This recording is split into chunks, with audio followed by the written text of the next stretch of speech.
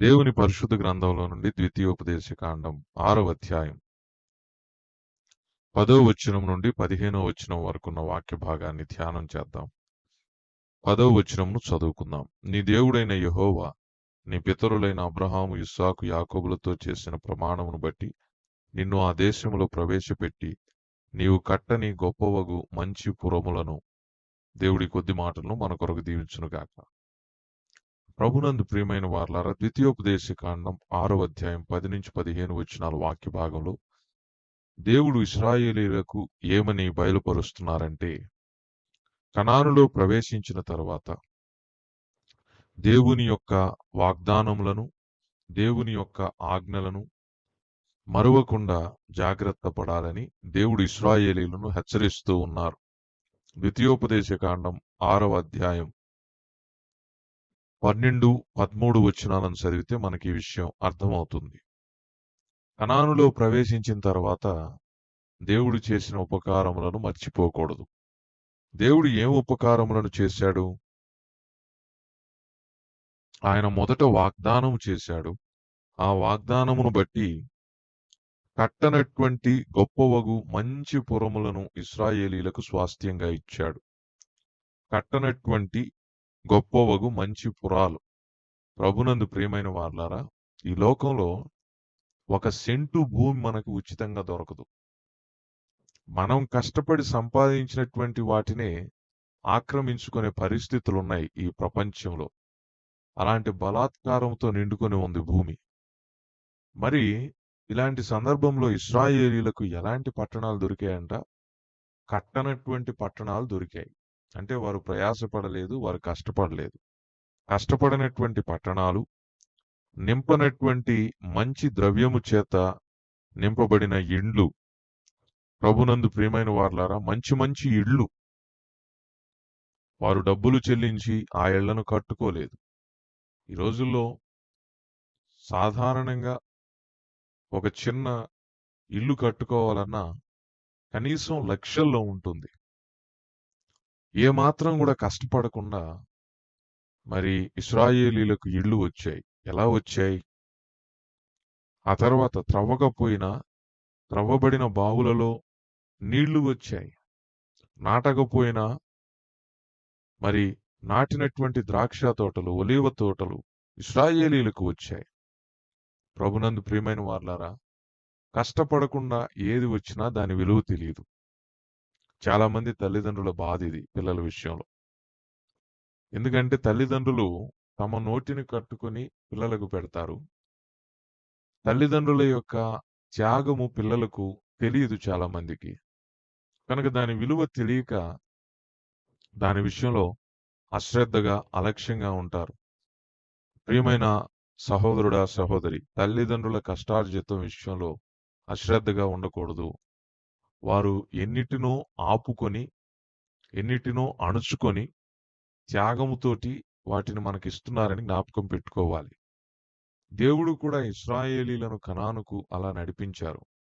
అలా ఇశ్రాయేలీలను దేవుడు కనానుకు నడిపించిన తరువాత వారు కట్టనటువంటి గొప్ప పట్టణాల్లో, మంచి ద్రవ్యముల చేత నిండినటువంటి ఇళ్లలోను, త్రవ్వనటువంటి బావులలోను, నాటనటువంటి ద్రాక్ష తోటలు, ఒలీవల తోటల్లోనూ వారు ఉంటూ ఉన్నప్పుడు, వాటిని చూచి తృప్తి నొందుచూ ఉన్నప్పుడు, ఆనందిస్తూ ఉన్నప్పుడు, దాసుల గృహమైన ఐగుప్తులో నుండి దేవుడు వారిని రప్పించిన విషయం వారు మర్చిపోకూడదని దేవుడు తెలియజేస్తూ ఉన్నారు. ప్రభునందు ప్రియమైన వారలారా, మర్చిపోకూడదు.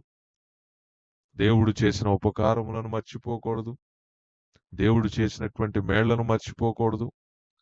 దేవుడు చేసినటువంటి గొప్ప గొప్ప కార్యములను మర్చిపోకూడదు. దేవుడు చేసినటువంటి ప్రతి విధమైనటువంటి ఉపకారములను మర్చిపోకూడదు. మర్చిపోయామంటే మనం కృతజ్ఞత లేని వారం అవుతాం. దేవుని వాక్యం చెబుతుంది, కృతజ్ఞత లేనివారు వేల కొలదిగా కూలిపోతారని. కనుక మనం కృతజ్ఞత లేకపోతే కూలిపోతాం. ఇశ్రాయేలీలు కృతజ్ఞత లేక కనాను యాత్రలో కూలిపోయారు, రాలిపోయారు. కేవలం కృతజ్ఞత లేని కారణం చేత. ప్రభునందు ప్రియమైన వారలారా, మాకు తెలిసినటువంటి ఒక అధ్యాపకుడు ఉండేవారండి. ఆయన ప్రతిరోజు రాత్రి ఒక విషయాన్ని ఎప్పుడూ కూడా పాటించేవారంట. అదేంటంటే నిద్రపోయే ముందు గుండెల మీద చేతులేసుకొని, నేను ఈరోజు ఎవరికైనా థాంక్స్ మరియు సారీ ఈ 2 విషయాలు బాకీ ఉన్నానా అని ఎప్పుడు పరిశీలన చేసుకొని, ఎవరికైతే బాకీ ఉంటారో వారికి ఆ మరుసటి రోజు చెప్పేసి ఆ భారాన్ని తీర్చేసుకునేవాడంట. ప్రభునందు ప్రియమైన వారలారా, నిజమే. ఎంత గొప్ప మనస్సాక్షి ఉంటే ఇలాంటి ఆలోచన విధానం వస్తుందండి.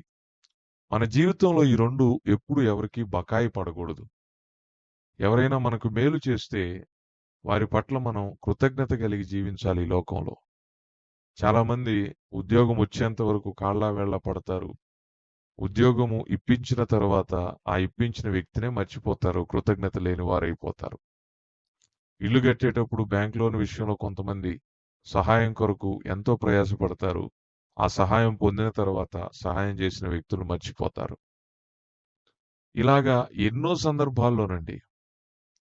మరి దారిలో నడిచి వెళ్ళలేకపోతుంటే లిఫ్ట్ ఇస్తే కూడా కొంతమంది ఒడ్డుకు చేరిన తర్వాత కనీసం థాంక్స్ కూడా చెప్పలేని పరిస్థితుల్లో ఉంటారు. అది కనీస ధర్మం. ఒక సాయం పొందుకున్న తర్వాత కృతజ్ఞతా భావం కలిగి ఉండడం అనేది నైతికత. నైతిక విలువలకు ఒక నిదర్శనం. ప్రభునందు ప్రియమైన వారలారా, విశ్వాసి విలువలేనివాడిగా జీవిస్తే విశ్వాసికి విలువుండదు. విశ్వాసి యొక్క విలువలేని జీవితం వలన మన ప్రభువుకు కూడా విలువుండదు. కనుక మనం ఎప్పుడూ కృతజ్ఞత కలిగి ఉండాలి. మర్చిపోకూడదు. అదే ఇశ్రాయేలీయులకు దేవుడు సెలవిస్తూ ఉన్నారు. మీరు ఏ విధంగా దాసగృహమైనటువంటి ఐగుప్తులో నుండి వెలుపలకు వచ్చారు, దాన్ని మర్చిపోబాకండి. ఏ విధంగా కనానులో దేవుడు మిమ్మల్ని ప్రవేశపెట్టాడు, దాన్ని మర్చిపోబాకండి. ఏ విధంగా మీరు జయ ధ్వానాలతో కనాను చేరుకున్నారో, అక్కడ కట్టనటువంటి పట్టణాల్లో, కట్టనటువంటి ఇళ్లలో, నాటనటువంటి ద్రాక్ష తోటలు, ఒలీవ తోటలు, తవ్వనటువంటి బావుల్లో పడి దేవుడు చేసిన ఉపకారములను మర్చిపోకండి. ఎందుకంటే మన దేవుడు రోషము కలిగిన దేవుడు. ద్వితీయోపదేశకాండం 6:15లో చూస్తాం. మన దేవుడు రోషం కలిగిన దేవుడు. కావున ప్రభునందు ప్రియమైన సహోదర సహోదరులారా, ప్రభునందు ప్రియమైన వారలారా, దేవుడు రోషము కలిగిన వాడు. ఆయన ఖచ్చితంగా లెక్క చూస్తాడు. ఆయన చేసినటువంటి మేళ్లను, ఉపకారములను మనం మర్చిపోతున్నామో లేదో ఆయన ఖచ్చితంగా బేరీజు వేస్తారు, లెక్క చూస్తారు. ఈ రోజున మనల్ని మనం ప్రశ్నించుకుందాం. దేవుని పట్ల మనం ఎంత మేరకు కృతజ్ఞత కలిగి ఉన్నామో ఒకసారి ఆలోచన చేద్దాం. నిజంగానే దేవుని విషయంలో మనం కృతజ్ఞత కలిగి జీవిస్తున్నామా? ఆయన చేసిన ఉపకారములు మన జ్ఞాపకానికి ఉన్నాయా? కష్టకాలంలో గుండె జారిపోయినప్పుడు, మనకంటూ ఎవరు లేని పరిస్థితుల్లో అందరూ మనల్ని విడిచిపెట్టినప్పుడు, అందరూ మనల్ని అవమానపరుస్తూ ఉన్నప్పుడు, ఈ లోకమే మనల్ని తృణీకరించినప్పుడు, మన నిందల్లో, మన అవమానాల్లో, మన వ్యాధుల్లో, మన బాధల్లో, మన కష్టాల్లో, నష్టాల్లో, కన్నీటిలో మన దేవుడు మనలను ఎంత ఆశ్చర్యరీతిగా కాపాడారో ఆ విషయాలను ఎంత మేరకు మనం జ్ఞాపకం పెట్టుకొని ఉంటున్నాం. ప్రభునందు ప్రియమైన వారలారా, దేవుడు చేసినటువంటి ఉపకారములను మర్చిపోకూడదని దేవుని వాక్యంలో 103వ కీర్తన మొదటి 2 చరణాల్లో దేవుని వాక్యం సెలవిస్తూ ఉంది. భక్తుడు తన ప్రాణంతో చెప్తున్నాడు, నా ప్రాణమా దేవుడు చేసినటువంటి ఉపకారములను, మేళ్లను మరువకుము. నిజమే, నా అంతరంగంలో ఉన్న సమస్తమా ఆయన చేసిన ఉపకారములలో దేనిని మరువకుము అంటున్నాడు. మర్చిపోకూడదండి ఉపకారాలను, మేళ్లను. ప్రభునందు ప్రియమైన వారలారా, ఎక్కడ ఐగుప్తు 430 సంవత్సరాల బానిసత్వం, ఎంత కన్నీళ్లు, ఎటువంటి వెట్టి చాకిరి, ఎటువంటి హింసలు, ఎటువంటి బాధలు, ఎటువంటి అవమానాలు. ఐగుప్తీయులు ఇశ్రాయేలీలను ఎంత హేయమైన వారుగా చూశారు. ఈ పరిస్థితులన్నిటి నడుమ దేవుడు వారిని ఐగుప్తులో నుండి ఆశ్చర్యరీతిగా నడిపించినటువంటి ఆ యొక్క అద్భుతమైనటువంటి కార్యములను మర్చిపోకూడదు. దేవుడు చేసినటువంటి గొప్ప గొప్ప కార్యములను, దేవుడు చేసిన ఉపకారములను, దేవుడు చేసిన మేళ్లను, దేవుడు చేసిన సహాయమును, దేవుడు ఇచ్చినటువంటి ప్రతి విధమైన ఈవిని, అనుకూలతలను మన జీవితంలో మర్చిపోకూడదని ఈ దినాన ఒక పాఠాన్ని నేర్చుకుంటున్నాం. అమ్మా అయ్యా, మర్చిపోయావా దేవుడు చేసిన కార్యాలను? ఆయన ఎంత సాయం చేశాడు, చేస్తూ ఉన్నాడు. ఒక్క క్షణం చిన్న ఇబ్బంది వస్తే ఆ ఇబ్బంది వైపు చూసి ఆయన్ను మర్చిపోయి, ఆయన విశ్వాస్యతను మర్చిపోయి, ఆయన సామర్థ్యాన్ని మర్చిపోయి, ఆయన మీద ఇశ్రాయేలీయులు ఎలాగైతే సణిగి నేలరాలిపోయారో కనాను మధ్యలో, అలాగే మనం కూడా సణుక్కుంటున్నామేమో పరిశీలన చేసుకుందాం. అలా వద్దు. ఇక నుంచి దేవుడు చేసిన ప్రతి విధమైన కార్యములను జ్ఞాపకం పెట్టుకుంటూ, ఆయన పూర్వం చేసిన కార్యములను మర్చిపోకుండా, ఆయన విశ్వాస్యత యందు సంపూర్ణంగా నమ్మిక ఉంచి, ఈ లోకములో ఆయనకు సాక్షులంగా జీవిద్దాం. దేవుడి కొద్ది మాటలను మన కొరకు దీవించునుగాక. ప్రార్థన.